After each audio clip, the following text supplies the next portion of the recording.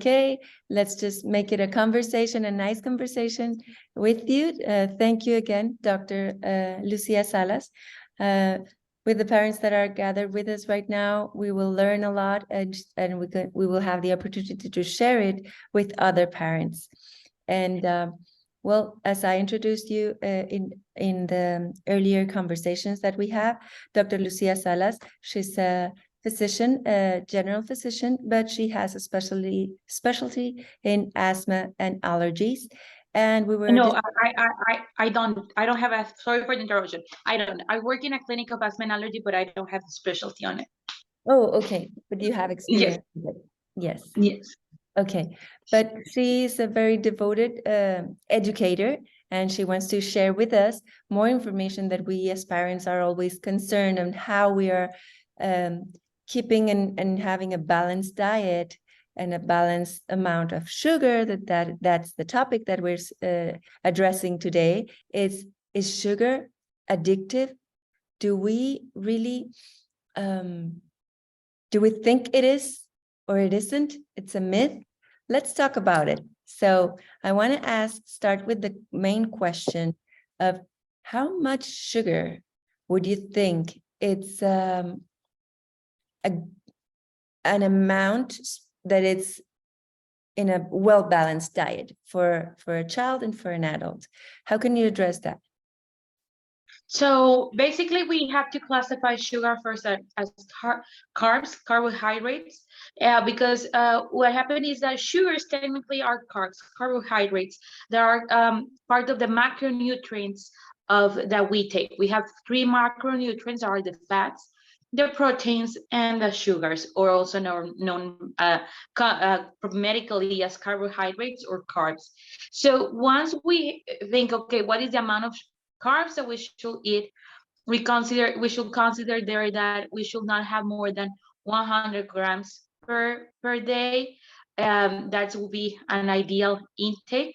Of course, based on age, gender, physical activity, among others, it will change this amount of intake, but in general, that's a good amount. It is important to mention that carbs are divided in not only refined sugar. Is mainly, that's the list that we want to consume. We want to make sure we consume fiber. We want to make sure that we have as part of our diet the sugar that is fiber, almidones that we find that in potatoes, in sweet potato, and we want to make sure that if we consume any of this, well, that the majority is fiber and fruits. I think somebody has their mic on. Somebody has, yes. I silent that microphone. Yes. Okay, so going back to this, so sugars, the carbs are divided in 3 main groups. Simple sugars, we have then the almidones, and then we have the fiber. So it is important that refined sugar is not part of our diet, to avoid it and to try to look for natural sources of sugar. So that's the most important part. In the world that we live right now, we find that most of the products have artificial sweeteners or even natural sources of sugar, but we have to be very careful. So as I mentioned, fiber is a type of carb that we want to have. That is important that it belongs 60% of our diet has to be carbs. That's normal, but the good ones, not the bad ones. What are the good carbs? Fruits, vegetables, whole wheat bread, whole wheat products have to be part of this. Beans, legumes, lentils, all of those are carbs. Rice is a carb, corn is a carb, potato is a carb. So when we talk about carbs, we're not talking about donuts and candy. We're talking about this good source. Tortilla, corn tortillas are carbs too. It's not just the bad part, but we have to concentrate in getting this. Sugar is also in honey. So honey is natural. It has a good source, has minerals, vitamins. So it's a good option to have in our diet.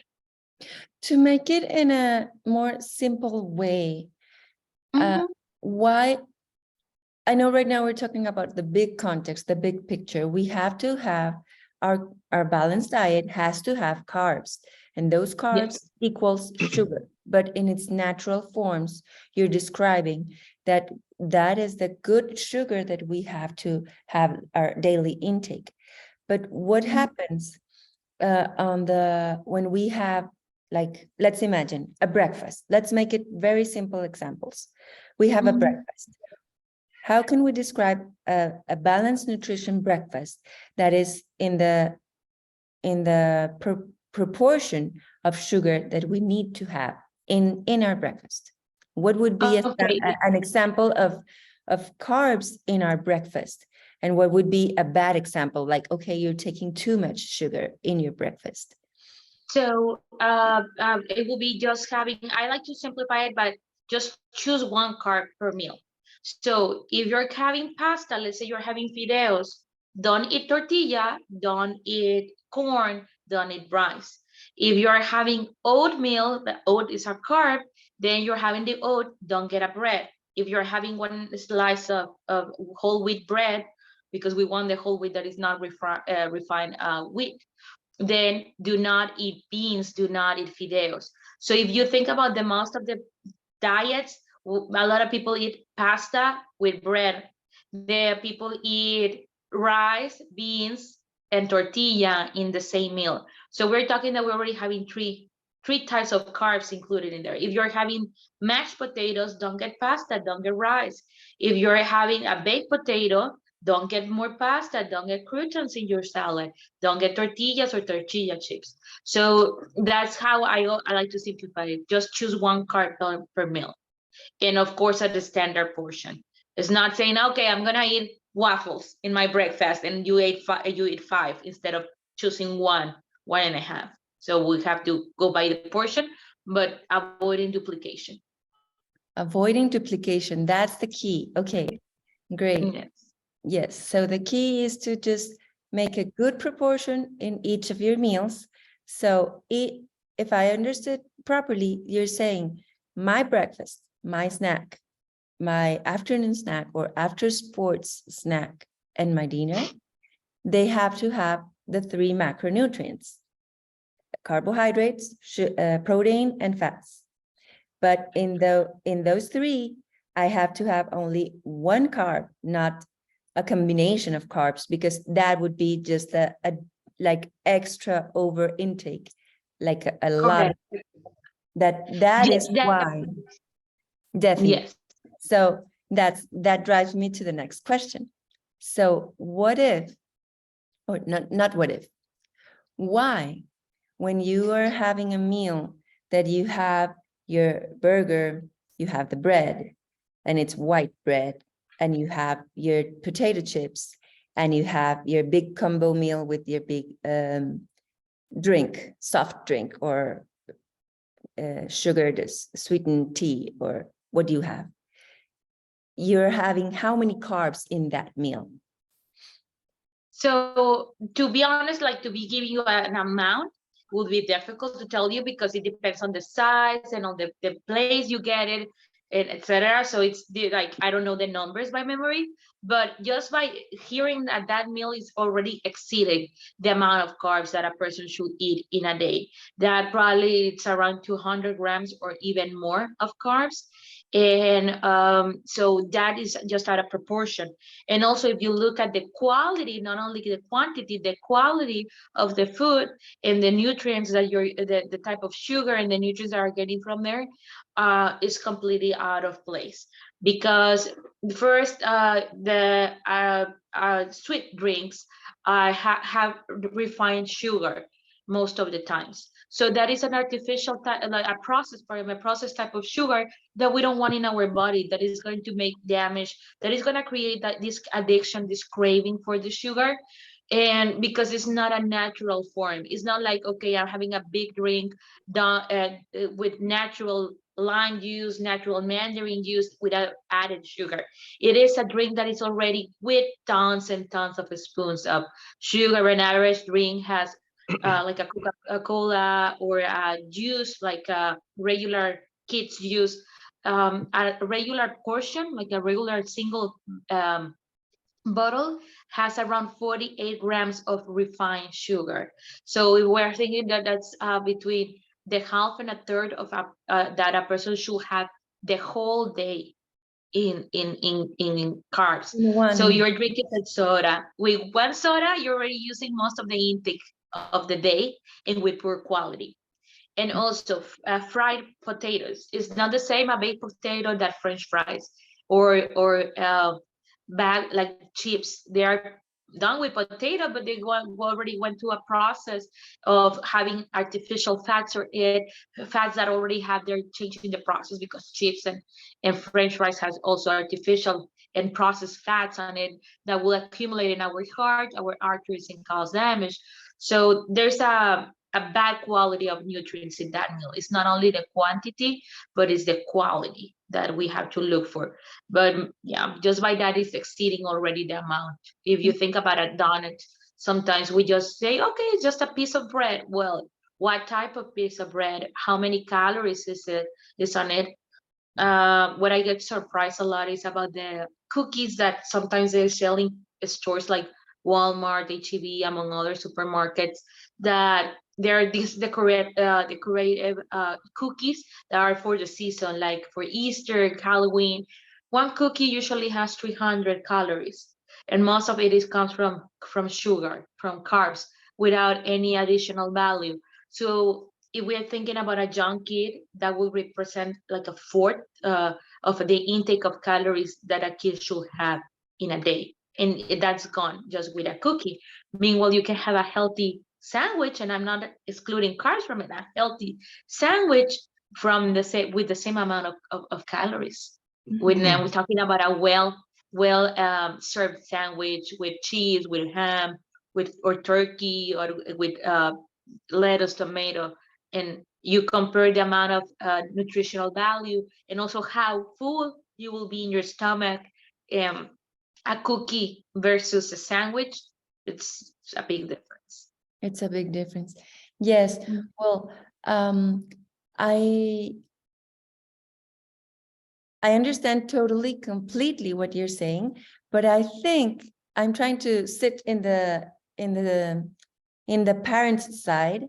And when I was teaching my young children and how to build these healthy habits, I know it's really difficult, and I know parents will agree with me that it's really difficult that you're trying to teach your son or your daughter how to eat and how to choose a healthy dish and make the proportion of like third, because that's how I understand it's a healthy meal.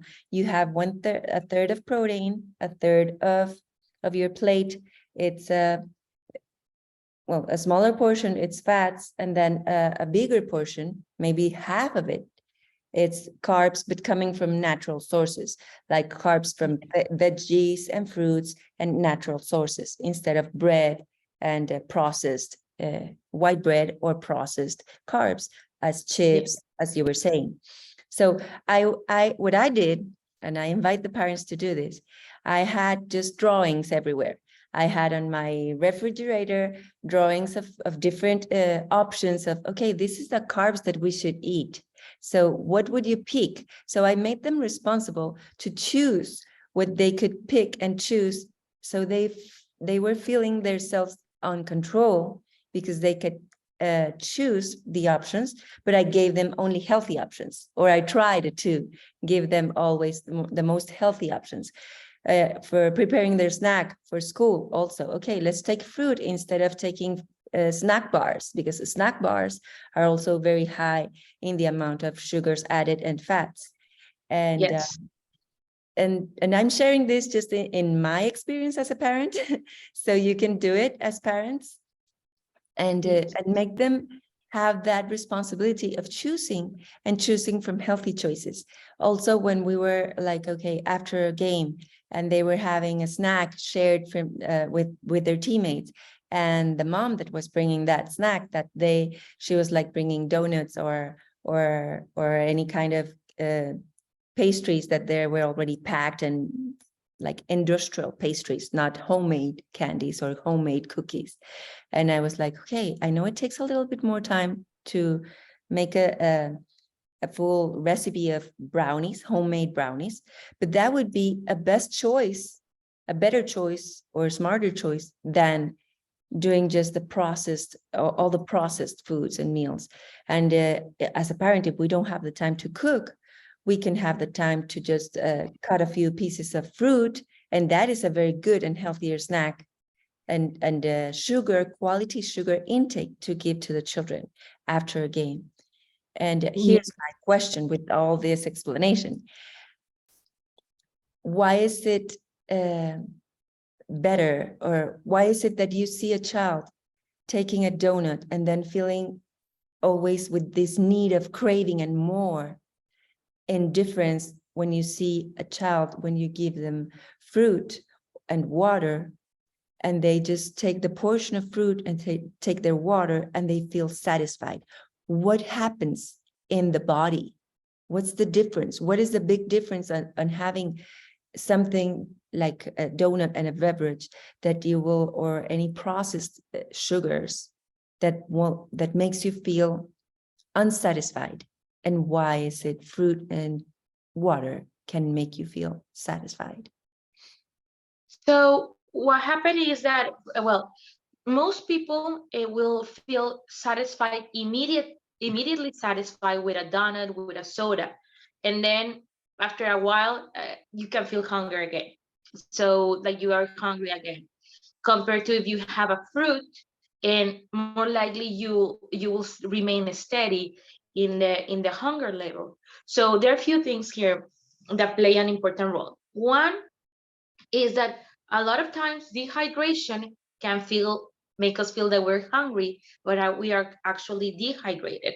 So it's important to have sufficient water intake first when we are having this sensation of like we craving something, or we hungry. And that happens a lot with sports. Like after practice, it's normal to get more hungry, but also it's important to pay attention if the person is well hydrated or not. So hydrate well, take a glass of water. Are you still hungry? Then of course proceed and get a healthy snack.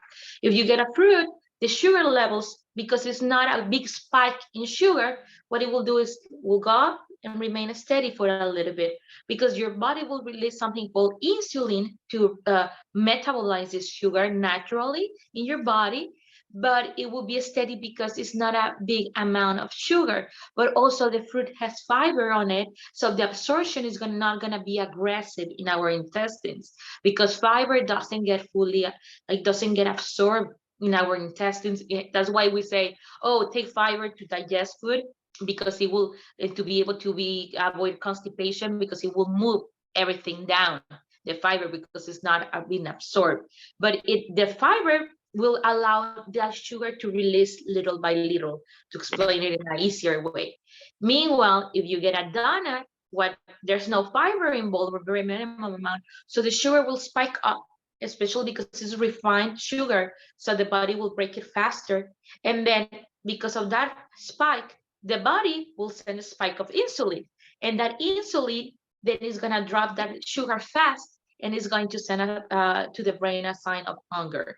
So that's the big difference of why a healthy snack long term in the next few hours, 2, 3, 4 hours, will make you feel that you're more satisfied, compared to having a non-healthy sugary food that is going to give you a happy sensation at the moment. And I'm going to explain that in a little bit, but you will get hungry faster. Probably if you recall a day that we all have had like a heavy meal.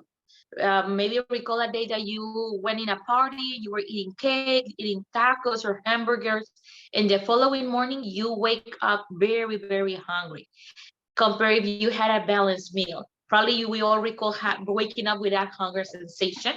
And if we start to recap what happened last night, most of the times is that we had a very heavy meal in carbs the night before, because it happens that when we're asleep, we eat a lot and we're in the party, eating cake, eating chips, drinking soda, and we're spiking up that insulin among, well, that sugar with the insulin. And in the morning, we're very hungry because that sugar went completely down after all that insulin, instead of being steady during the whole night when we're asleep. So next time that you have a heavy meal, if you have one, observe how do you feel in the morning, and you will realize that you wake up with that hunger sensation. But talking about immediate satisfaction, food, it releases when we get food that we crave for, that we feel that we like. It's normal, part of the nature of the human being to feel pleasure from food. So that's why there's people say, oh, let's go and eat something delicious. That's why we have different tastes in our food.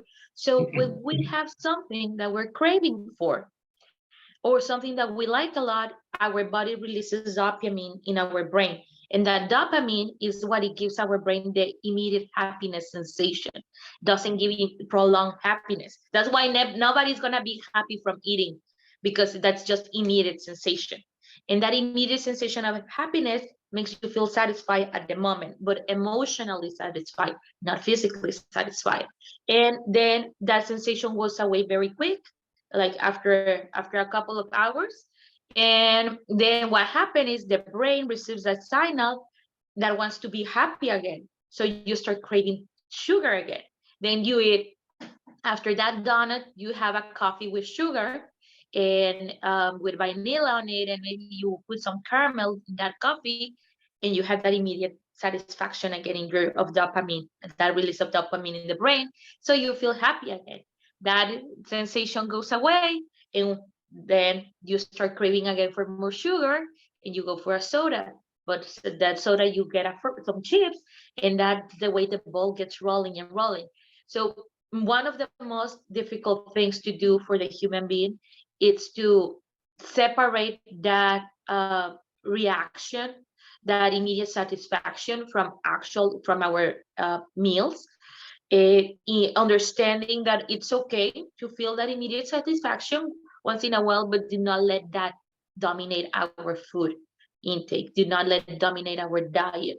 And so what happens is often that the more sugar you eat, more addictive you become to that food because of that dopamine release, like that sugary sensation.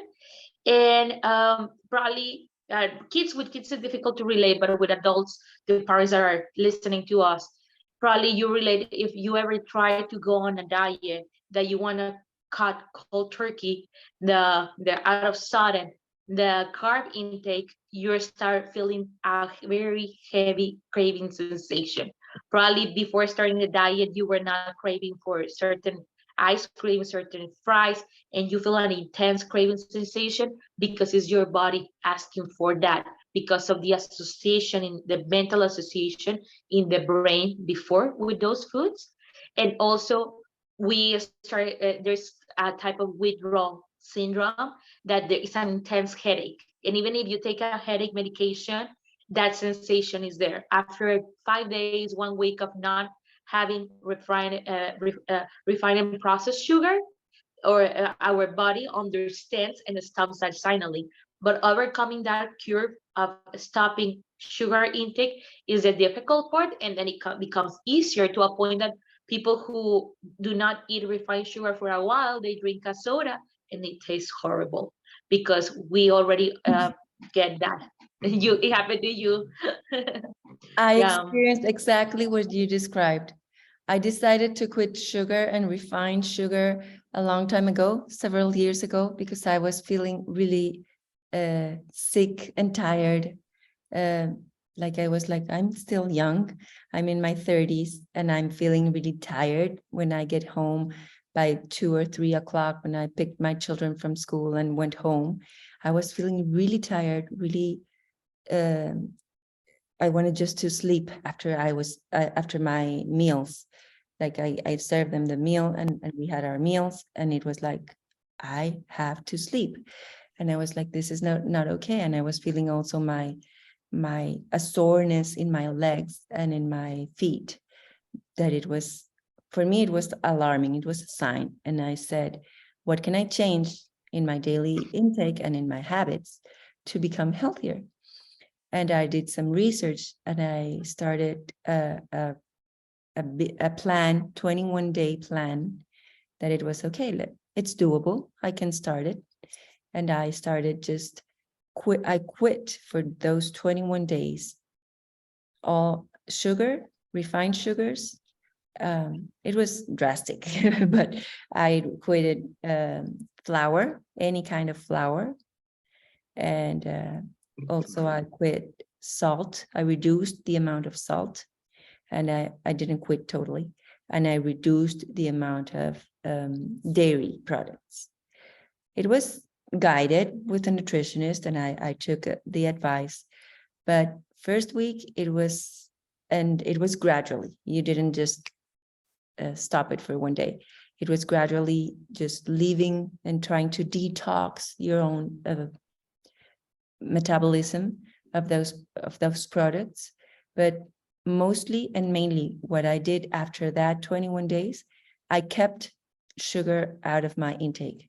And it made me feel so much energized. Every time I have a meal, I feel with energy, instead of feeling that what we call the syndrome of, like, I don't know in English the words, the syndrome that you have. Ese. The syndrome. Yes. El mal yes. del puerco. I was trying to say it in English. No, I was feeling really tired after every time I had my meals. And I was like, I don't like it. I don't like it. I don't like that. And then I learned it was just my metabolism. It was not it was totally intolerant to that amount of excess sugar or excess flour. And I just, those two is just out of my daily intake.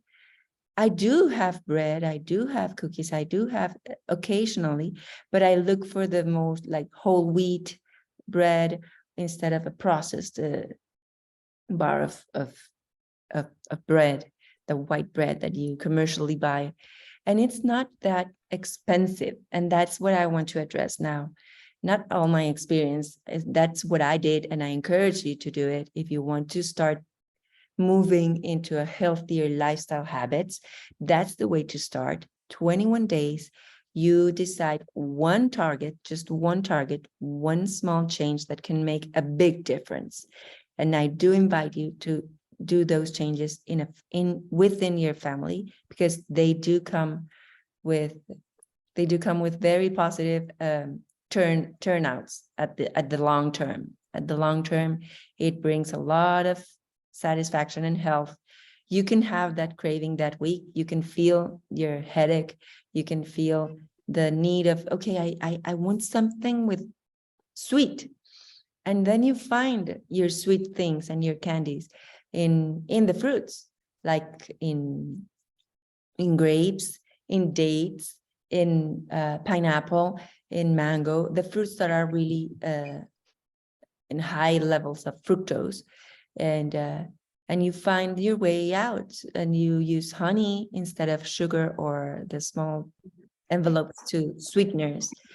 And after a while, you have the taste of some any sweet beverage, and you really don't like it. It gets to a point that it tastes or bad. just with a small amount. Maybe you want it, and you want it in a party or a cocktail or something. You want it and you have it, but just a smaller, like with one half glass, that's enough. Like you're like, okay, it's sweet enough, so that's sweet for me for today. And I just encourage you. I'm sorry I kept so many minutes just trying to share my testimony, but it's just more like an invitation for parents to find ways to invite your family and make it as a family, and find what you need to change, because maybe you already have that habit of having a lot of water instead of sugared beverages. I'm sorry. Maybe you are always in the side of water instead of sugar beverages, or you want to start the habit of having more fruits and adding more fruits into your daily intake, or adding a new veggie, or adding, instead of having white bread, making it whole wheat bread.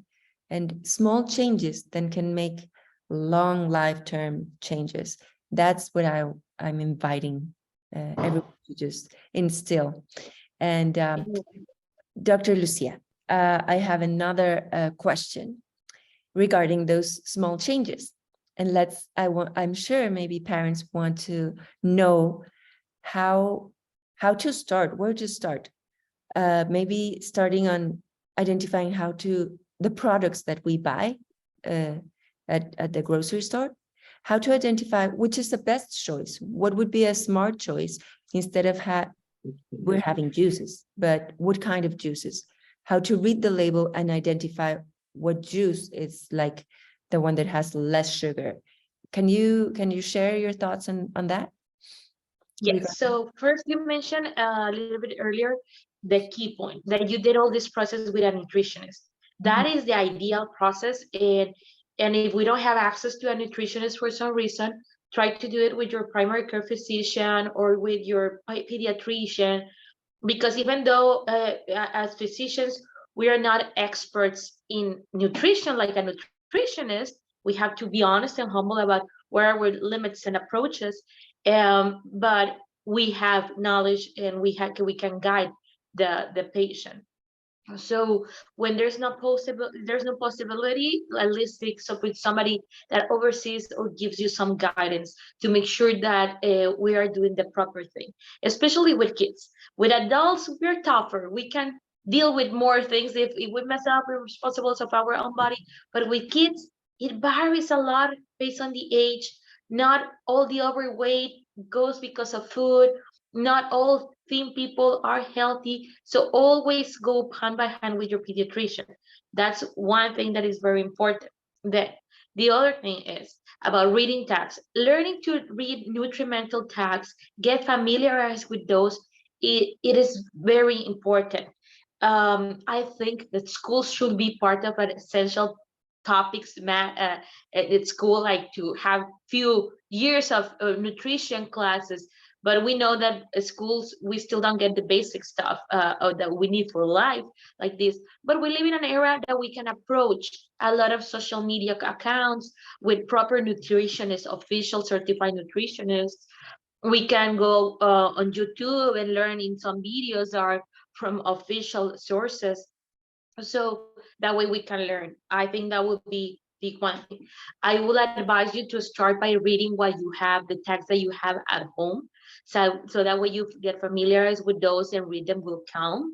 Learn how to interpret them, because a lot of products will fool you by with the nutrimental tags. As an example, sodas, regular Coke, they put the amount of calories in 100 mLs, or in certain 3.3 ounces. And you say, oh, 80 calories, that's not that bad. But you're not reading the amount of it. It is in 100 mLs or 3.3 ounces. It's not in the whole bottle. The whole bottle will be times 5. So you're not talking of 80 calories per bottle. We're talking about a total of 400 calories per bottle. So, sorry. And also we're talking about a big a difference there. The same happens with fats, trans fats. Trans fats are the most dangerous ones.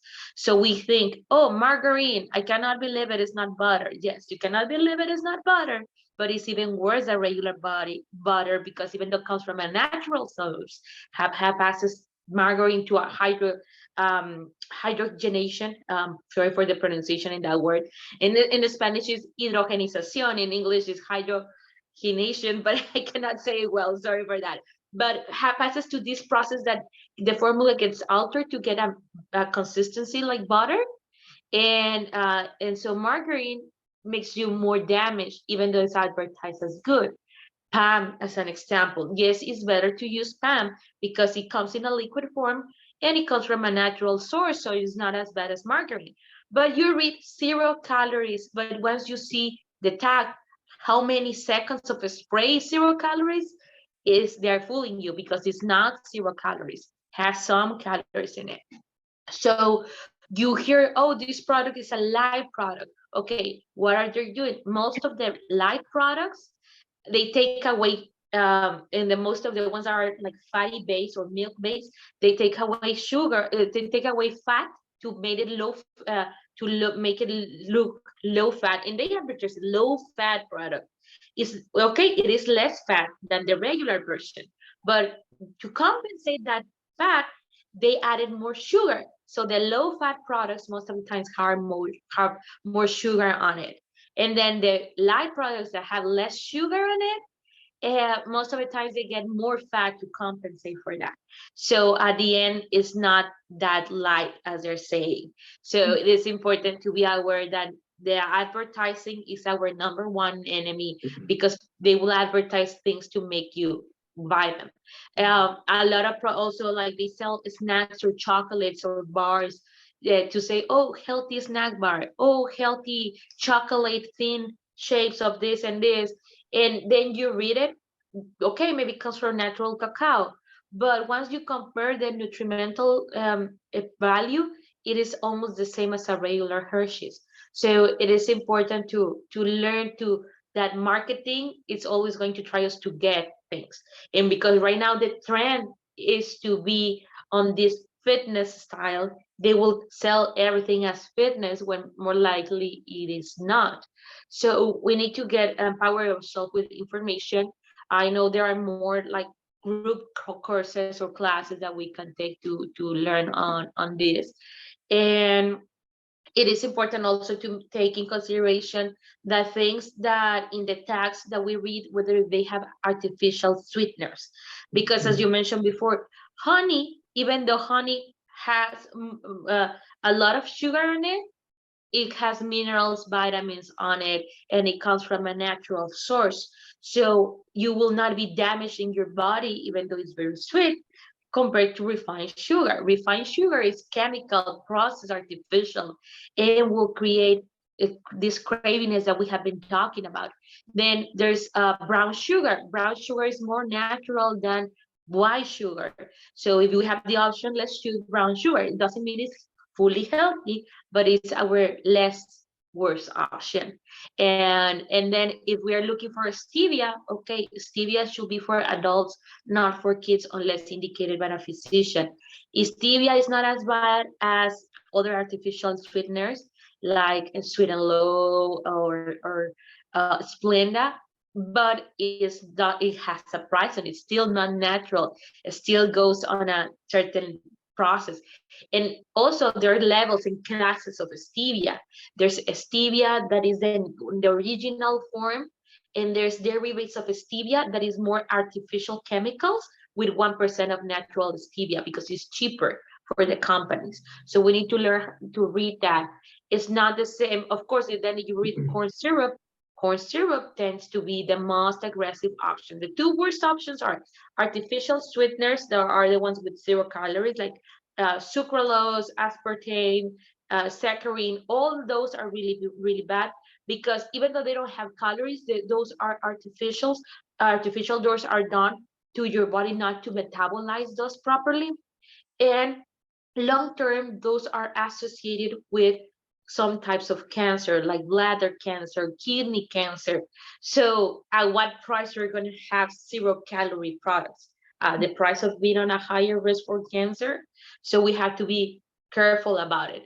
It's better not to have any sugar than having those artificial 0 calorie sweeteners. But once we have the options, let's try to get brown sugar. Let's try to get natural honey to do the sweet our stuff instead of the other forms.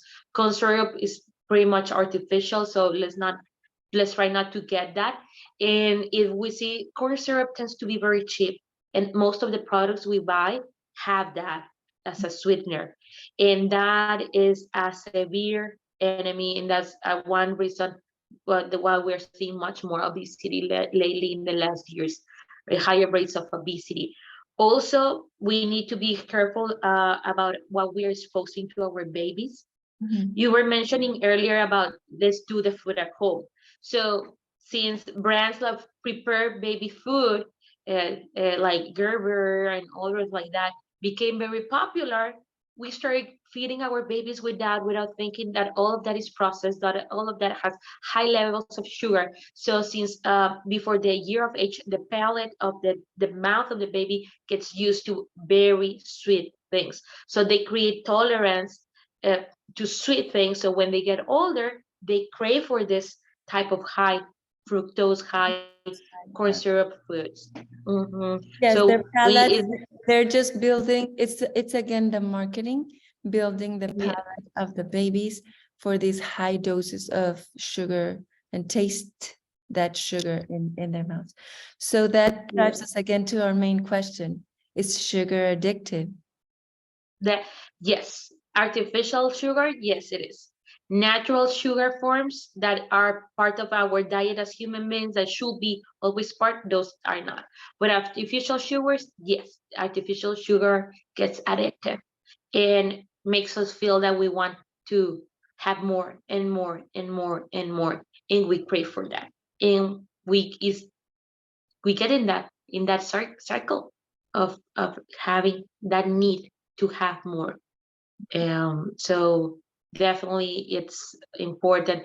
And also I wanted to mention too that like it's not like, and I know it's difficult, and I'm not gonna come and tell you, oh, it's easy. No, overweight too. I'm dealing with also getting better habits. I'm also dealing to try to be as healthy as possible. So I can tell you too, like it's not easy, but one change that we do, as you were mentioning, one change at the time makes big difference. Small steps lead us to bigger steps, and also we need to be also aware that all this artificial sugar that we feed our kids will take room for good foods. How many times you have heard the kids saying, I'm not hungry, I don't want more. They don't want to finish their food when they have not even barely started eating. And then the mom is like, oh, I'm concerned because my kid doesn't eat anything. He doesn't want to eat a full meal. I have a lot of difficulty to make him eat. And then when we revise what is that regular food intake of the kid, we find that most of the times they just get juice. We think because it's juice, it's not artificial. Meanwhile, it is still like sodas.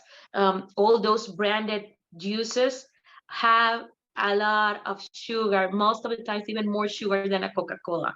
So, and then if you think about it, if you drink 2 Coca-Colas or 3 Coca-Colas in a day, thinking you give 2 or 3 juices to a kid in a day, are you just gonna be hungry after all that sugar? Are you really wanna finish a full meal if you drink a full soda? The same happens with the kids. You give them a kid's juice and they don't wanna finish their food because they already have all that sugar making them believe at that moment that they're full, so they won't eat. So so be very careful with that. That's one of the most common reasons why kids don't eat, because we're giving them liquids that have high content in sugar. Okay. So So I want to open the microphone for the parents so they can ask specifically, like in their own houses, what are they dealing with and what they want to know on some specific tips on how to start changing habits in their families. So microphones are open. Who wants to make a question? Yes, Ronnie. You can open your microphone. Now. No, again, you're muted. Unmute. Now. No, I can't see it. Click unmute. Now you're gone. You're ready. Okay. Well, first of all, thank you so much for inviting me to your Zoom class. It's been very interesting, and to Dr. Salas, yeah, you've hit every single point. You know, from the withdrawals to the symptoms. Yes, sugar is really, really, really addictive. It's I see it as a drug. It is, because it's the same effects and it's the same withdrawals, and it's the same casualties, if not close to the hard drugs that are out there. Yeah, it's very interesting. it's been a very interesting conversation. Yeah, I have two kids. One's she's 14 and the other one's 8 years old. My son Christian, he's in a sport team, and uh, yeah, it's a challenge. It's a challenge to try to keep our kids in a very healthy diet because sugar isn't everything here. Here in America, it's everywhere. It's everywhere, and it's challenging uh, for us as parents to try to keep them in a steady, healthy diet, even at our school systems and here at home as well. Even though we try to switch things up with the breads, with the cookies, with the pastas, sugar at the end of the day, it still finds its way in our homes, even without us noticing. And yeah, so we've tried our best to try to keep them at a portion. Uh, that's pretty much what we've tried to do is uh, just give them small portions of whether it's a cookie after a hard soccer practice or if it's uh, like in a fasting way without them knowing. It's like if they want a cookie at 9 a.m., it's like, nope, you can't have a cookie until 1 or 2, right? That way I know for sure that they have burned enough calories for them to have that sort of consumption. And yeah, it's quite interesting. Now, I wanted to ask Dr. Salas, what do you know about cane sugar? Because cane sugar is one of the sugars that I try to use mainly because it's natural. I try to find it at a healthy farmer's market. I've tried to mix that with baking goods. Anything that isn't manufactured like table sugar. Um, I just wanted to know a little more about the cane sugar and So, about that. so the cane sugar, it is where most of the where the sugar that we use, the powder form of sugar, right, comes from. So we find is the one that is from the cane sugar comes the refined sugar, the white one, comes the muscovade sugar, comes also the brown sugar, but they are branding it a lot as cane sugar only. There are few cane sugar that are that are sold that is doesn't go to the same process as brown sugar, but more likely if you're buying cane sugar, more likely you're getting brown sugar, which is a better option compared to the white sugar, but it still Cane goes sugar. to a process, an artificial process. But as you mentioned before, like you try to limit the Mhm. sugar or to try to be selective of what you put in your mouth and your kid's mouth, right, every day. So we're not gonna go, oh, don't have anything, don't eat anything. No, we're not trying to isolate ourselves in about this. But so I definitely will advise you to read more about at what level the process of that sugar, of that cane sugar goes. If it is better than the other brown sugar that you can get or the muscovade sugar you can get, continue having that as a limited, as limited, but as your the option at home when you're preparing cakes, when you're doing maybe lemonade, stuff like that. But if you see there's no difference in the process compared to other brown sugars, then just make sure you get what is the best deal price wise, I will say.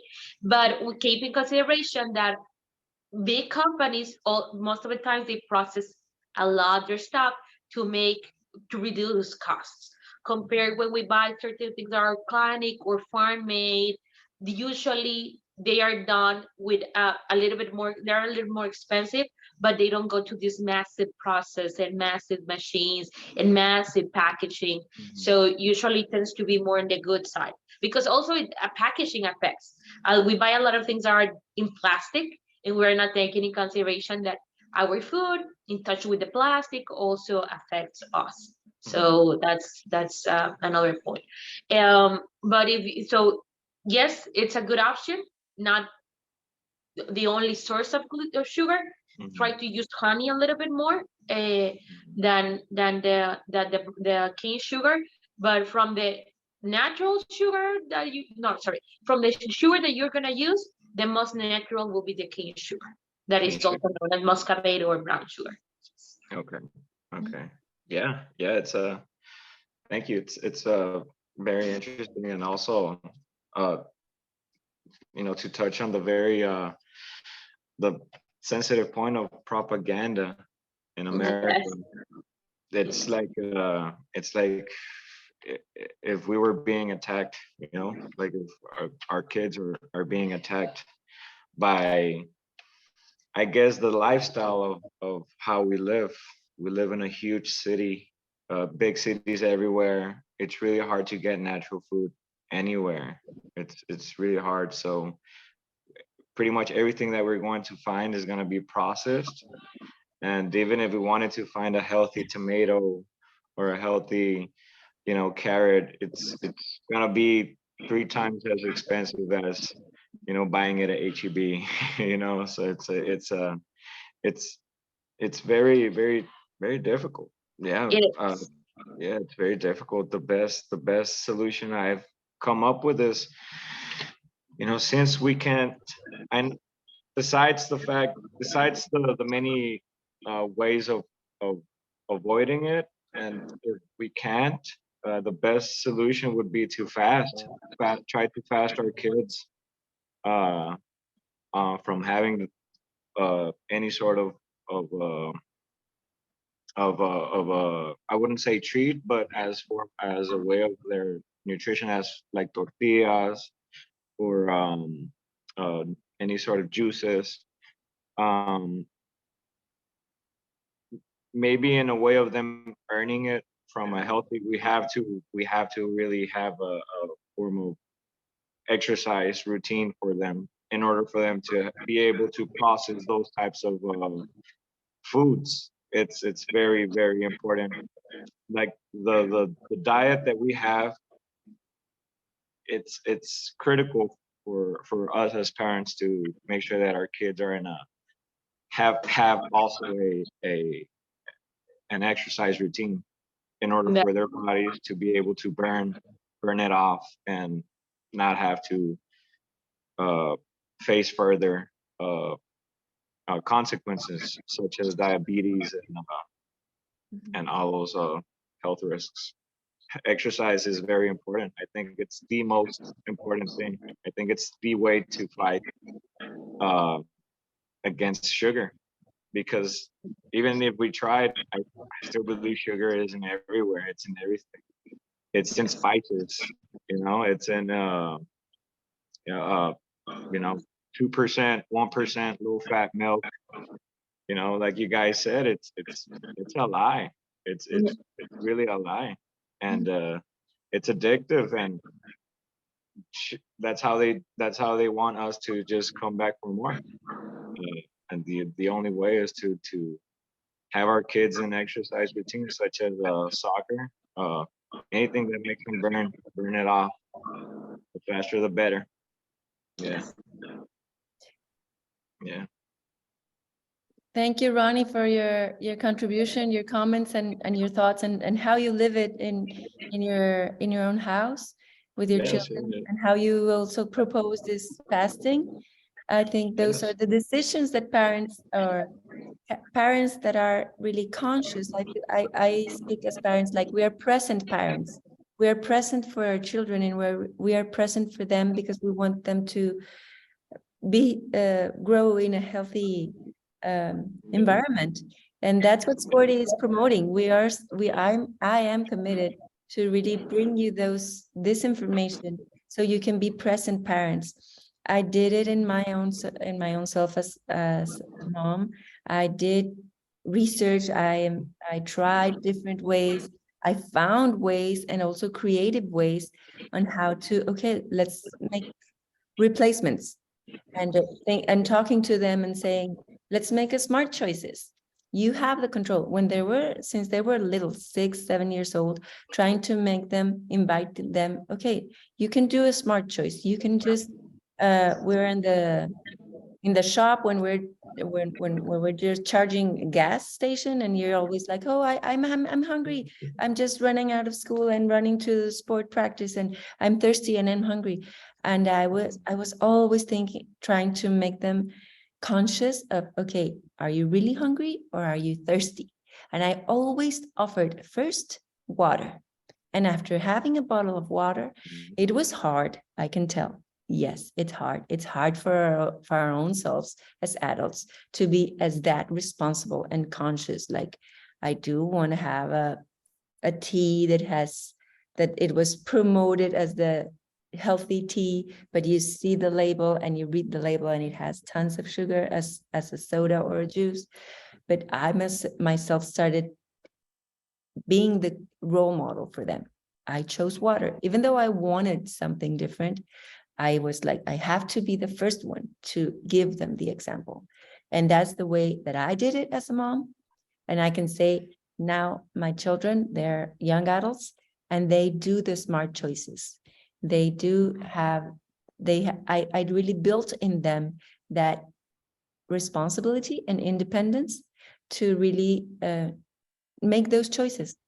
And that's my invitation. And that's why we're here also inviting Dr. Lucia Salas with all her experience to share the medical consequences that sugar can have in our bodies, so we can try to be the best parents and present parents in teaching them. And there are ways to do it, and I will bring more experts to teach ways to do it. The next specialist that we have scheduled, it's an expert in fitness, and she will guide us and teach us and motivate us. How can we as parents start being active on the physical side, so we can also inspire our children and build that habit into our children? And the next guest speaker, it's going to be a nutritionist, so we can work with more questions and details on how we can start doing small changes and can turn into big changes. Good. And One last comment. When we are wondering, as Hispanics, the most of us, we are Hispanics, or we come from a Hispanic heritage. So tortilla, it's a very important food in our diet.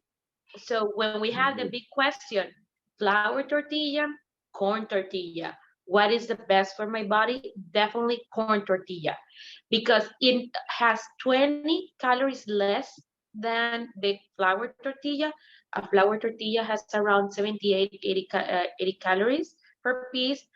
Corn tortilla has around 57 to 60 calories per tortilla. But the corn tortilla, not only 20 calories less per piece, but also the corn tortilla has a lot of calcium. It is an excellent source of calcium, especially for those that cannot have milk or dairy products.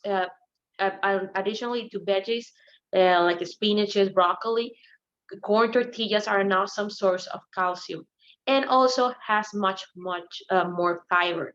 So our corn tortilla will have around 2.5 grams of fiber per piece.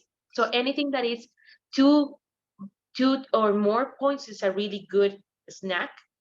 So depending on the corn tortilla, some can be 1.3 grams of fiber, but anyway, compared to a flour tortilla that has 0.5 grams of fiber, corn tortilla has many reasons to be the best option. So even by just changing that, not saying now on, in this house we're having corn tortillas instead of flour tortillas, is a good change to create better habits. Mhm. Yeah. Yeah, but flour tortilla is so good though. You can have it once a week. You could have it Yeah, once a week instead of daily, like, yeah, or those are yeah, yeah, small changes that make big changes. And I can tell you, those are the changes that I'm trying to promote and instill, because I did it gradually. I have really right now a very conscious way on how we eat and our meal plans, but And I can tell you also, you see me like thin, and you see, okay, she has no trouble with any balanced diet. She's like thin by natural choice or by my genetics. No, I do have a very disciplined way in how I fuel my body. And that's how I did that decision. And I did it when I got my first daughter born. I I I did, and I started all the changes when I became a mom. Earlier in my time, I was eating as I pleased, Mhm. everything. I was really I've been always in sports and young metabolism, sports, and my routine kept me thin. But I did had those cravings, and I did had all those chips and salsa and salsa. It's discipline. It's You're the disciplined. it's the being conscious that you want a long-term benefit, Mhm. because it's a long-term benefit. This is like a um, marathon, but you don't get into a marathon and you win the marathon in one day. It takes Little by little. small changes, and that's my invitation. And I want to open the microphone for Diana if she wants to make a question before I close the session. That's the invitation. Just make small changes that can make you a long-term lifestyle change that will benefit. Yes. And I want to mention that I have a very bad allergy, so I have been tearing up all the session and also having a runny nose. So I apologize for that. I didn't want to miss the opportunity to talk to you, even though my eyes are tearing up. But so I just want you to understand that if you see me tearing up, don't worry, I'm fine. It's just allergies, but it's hard, like it burns. I But can. well, It's fine. Thank you, It's Salas, been raining all day. for sharing all your knowledge and experience with us so kindly and so sincere. It's time to close. Diana, do you have any question? Diana, that's in the room. Rocio or Betty that are joining us. Priscilla left. Anyone wants to add any other question? No, I would just like to thank you guys for inviting me once again. It's, uh, I care a lot about my kids and my kids' health, and that's why I'm here. And I support everything you do, Sandra. I support Sporty. And this is a good cause. This is a good cause for our kids and for everybody involved. And yeah, thank you so much. And I will be attending more Zoom classes. Thank you. We're gonna have them, and we're gonna host classes every Wednesday, and well, right now we're really close to the holidays. Happy Thanksgiving tomorrow. Give thanks. Also, being grateful of what we have. It's also a good way to balance all our nurture our own health. Also, we have to feel and be thankful for what we have.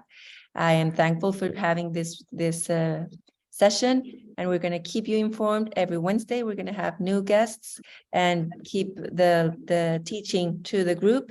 Also, if you can help us encourage other parents to join the Zooms and the sessions, it's great. Also, the word that you can share of your experience being here, because we want this to expand to all the parents and the families in Sporty, and not just in the circle of the community of Sporty, just expand it to our extended family.